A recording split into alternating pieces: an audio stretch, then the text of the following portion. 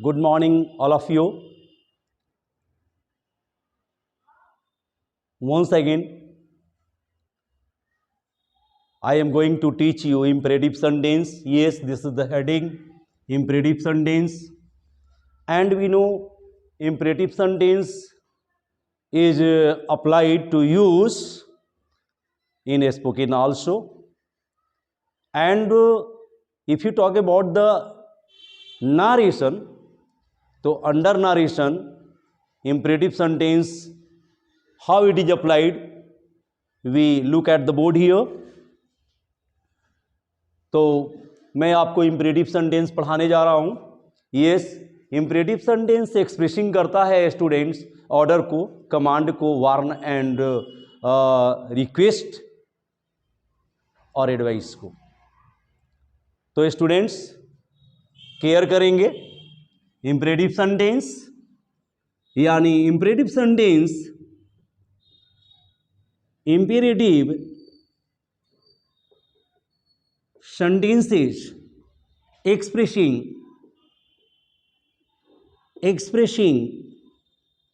तो imperative sentence जो expressing कर रहा है वह स्टेप फर्स्ट के अंदर मैं रख रहा हूं. स्टेप फर्स्ट के अंदर expressing order oblique command oblique warn. Yes, जरा इनको हम कंडीशन को समझें.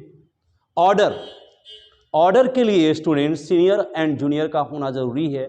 ऑर्डर वो करते हैं जो सीनियर होते हैं इन पोस्ट में या पावर में. सेम लाइक कमांड के लिए पावर का होना जरूरी है.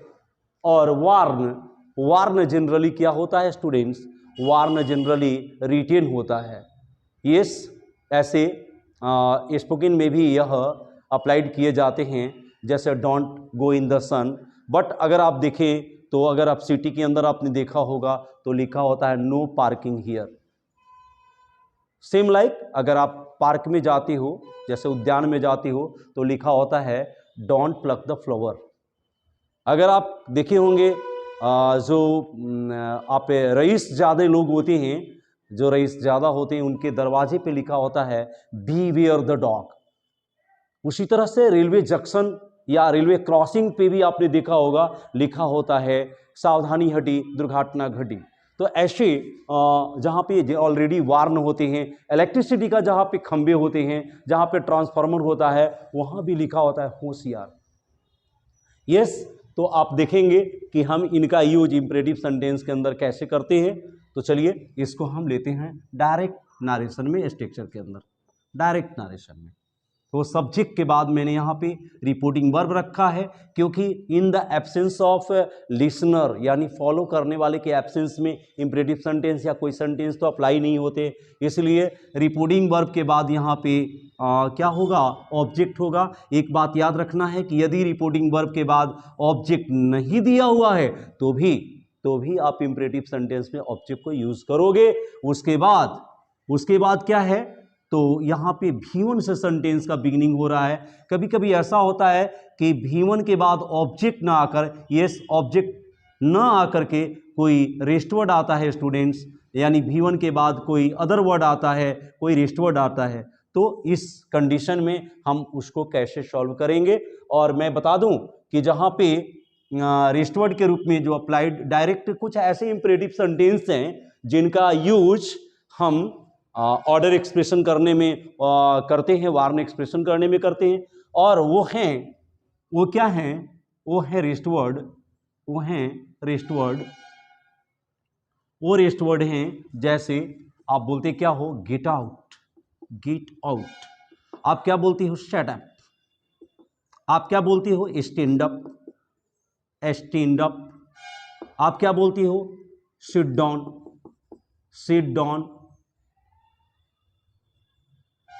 आप क्या बोलती हो? Go there. आप क्या बोलती हो? Come here. वेरियस ऐसे सेंटेंस आपके सामने, ऐसा ही और भी बहुत सारे सेंटेंसेज हैं आपके सामने जो डायरेक्ट अप्लाइड किए जाते हैं, यस। और अगर इन सेंटेंसेज का यूज डायरेक्ट वे में किया जाता है तो आप समझ लो कि ये ऑर्डर एक्सप्रेशन कर रहे हैं। बट अगर हम इनका यूज इनसाइड द सेंटेंस देखेंगे, इनका यूज सेंटेंस के अंदर कैसे करते हैं स्टूडेंट्स, तो चलिए इनडायरेक्ट नारेशन में इसका स्ट्रक्चर लेते हैं। यहाँ पे मैंने बोला क्या कि रिपोर्टिंग वर्ब के बाद ऑब्जेक्ट आया हुआ है और उसके बाद क्या है स्टूडेंट्स, तो यहाँ पे रिपोर्टेड स्पीच के अंदर है ना, इनसाइड द रिपोर्टेड स्पीच आप V1 प्लस ऑब्जेक्ट दिख रहे हो और दूसरे मैंने V1 प्लस रेस्ट वर्ड डाला है, रेस्ट वर्ड यहाँ पे मैंने पुट किया है। तो सब्जेक्ट के बाद ऐसे कंडीशन में अगर ऑर्डर एक्सप्रेशन कर रहा हो तो आप ORDER ऑर्डर, प्रेजेंट के लिए ऑर्डर या ऑर्डर्स अप्लाई करते हैं और पास्ट के लिए ऑर्डर्ड अप्लाई करते हैं। अगर कमांड एक्सप्रेशन कर रहा हो तो यहाँ पे कमांडेड का यूज कर लेते हैं। यस स्टूडेंट, अगर वार्न एक्सप्रेशन कर रहा हो तो क्या यहाँ पे वांड का यूज करते हैं। Okay students, you have to see the condition of imperative sentence inside the reported speech. Reported speech के अंदर इंपरेटिव सेंटेंस को आप देखेंगे है ना कि वह एक्सप्रेसिंग क्या कर रहा है, यदि वह ऑर्डर एक्सप्रेसिंग कर रहा है। अगर इंपरेटिव सेंटेंस एक्सप्रेसिंग क्या कर रहा है, अगर रिपोर्टेड स्पीच का इंपरेटिव सेंटेंस एक्सप्रेसिंग कर रहा है ऑर्डर, तो आप नेसेसरी यहां पे ऑर्डर्ड यूज करोगे। अगर यह एक्सप्रेसिंग कर रहा है, यह रिपोर्टेड स्पीच कर रहा है एक्सप्रेसिंग क्या, कमांड एक्सप्रेसिंग कर रहा है, तो आप यहां पे रिपोर्टिंग वर्ब के प्लेस पे पास्ट सिचुएशन में कमांडेड यूज करेंगे।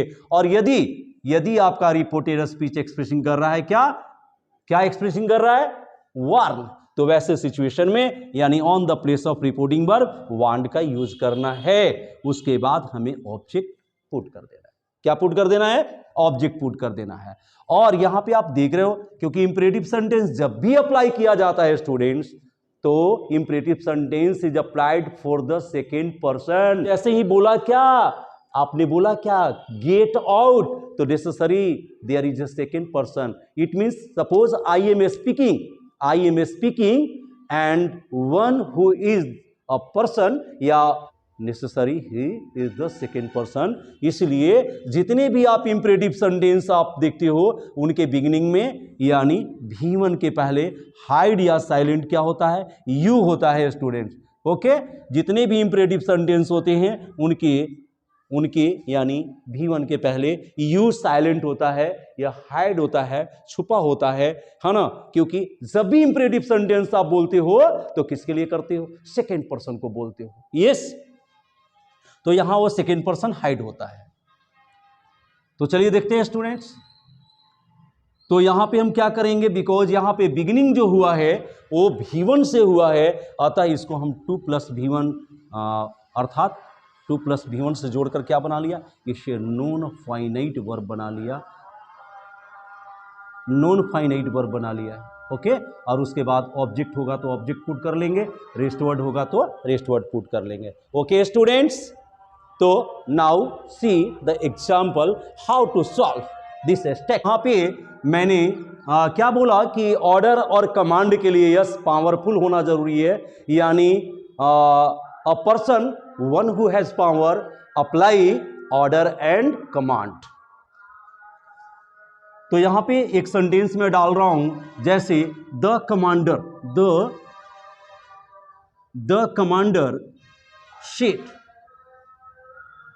said to the armies,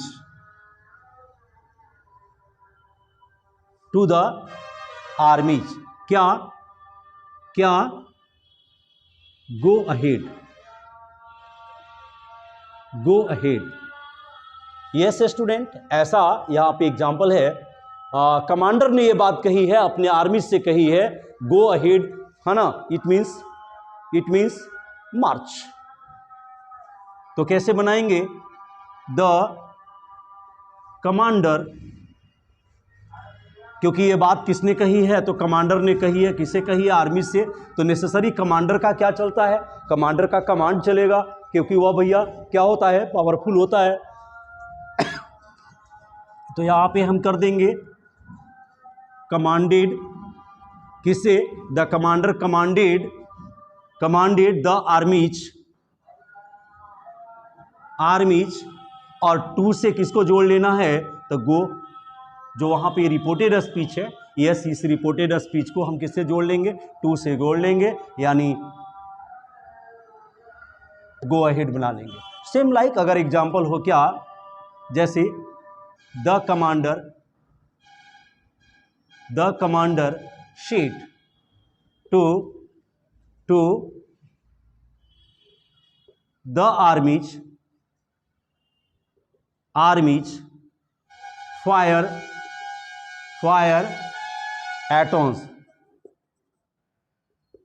एटॉन्स, ऐसा सेंटेंस है। तो आप कैसे सॉल्व करोगे, तो यहां पे बनाओगे the commander commanded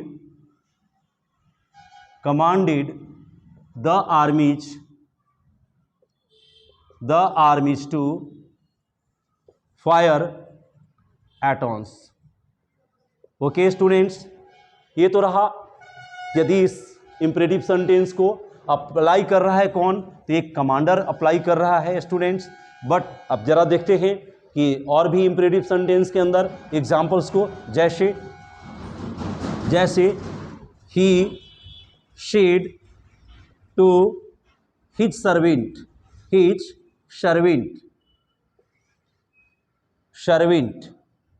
said to his servant, क्या कहा उसने, bring a glass of water, ऐसा कहा उसने। तो कैसे बनाओगे आप, ही, यहां पे देख रहे हैं कि ही बोल किसे रहा है, तो सर्वेंट को बोल रहा है, तो नेसेसरी ये ऑनर है, और ऑनर अपने सर्वेंट को हमेशा ऑर्डर ही करेगा। तो he ordered his servant to bring a glass of water. Okay students, इसको ऐसे सॉल्व करेंगे। Same like she said to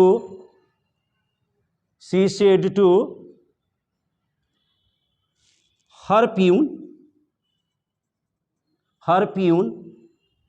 क्या, post this letter,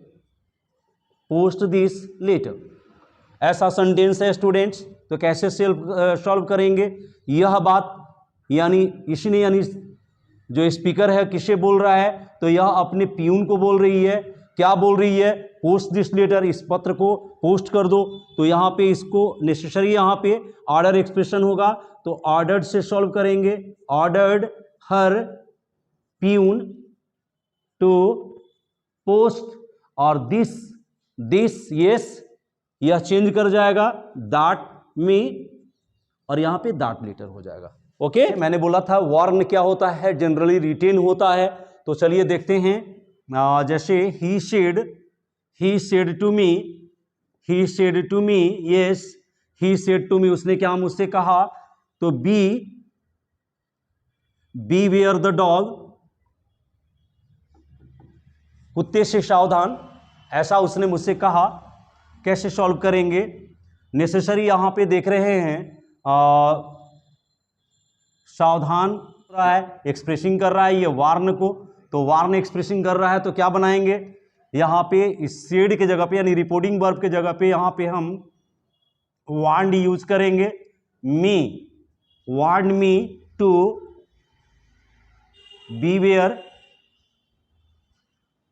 beware the dog, put करेंगे।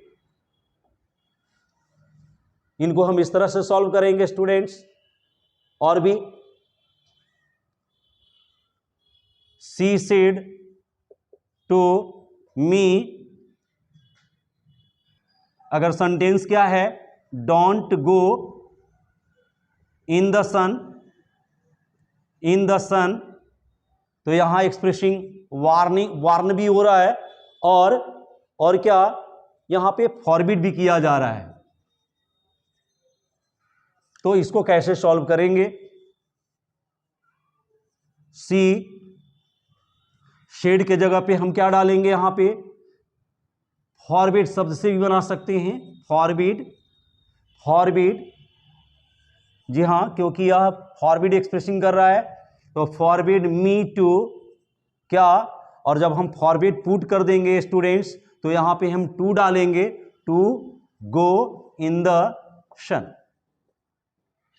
बट स्टूडेंट्स वांट से नहीं बनाएं, तो एक और ऑप्शन है बनाने का, अगर हम यहां पे आस्क पुट करते हैं इनके जगह पे, यस, अगर हम इनके जगह पे आस्क पुट करते हैं, इन दोनों के जगह पे आस्क यदि यूज करते हैं हम यहां, तो यहां पे टू के जगह पे हमें, इस टू के जगह पे हमें यहां पे नॉट टू यूज करना होगा। ओके, कब, यदि हम आस्क यूज करते हैं तो यहां हमें नॉट टू का यूज करना है स्टूडेंट्स, और गो इन द सन बनाएंगे। ओके, तो इस तरह से आप इंपरेटिव सेंटेंस को, यानी जहां पे ऑर्डर एक्सप्रेशन कर रहा हो, वार्न एक्सप्रेशन कर रहा हो, कमांड एक्सप्रेशन कर रहा हो, तो ऐसे सारे इंपरेटिव सेंटेंस को बहुत इजीली हम सॉल्व कर सकते हैं।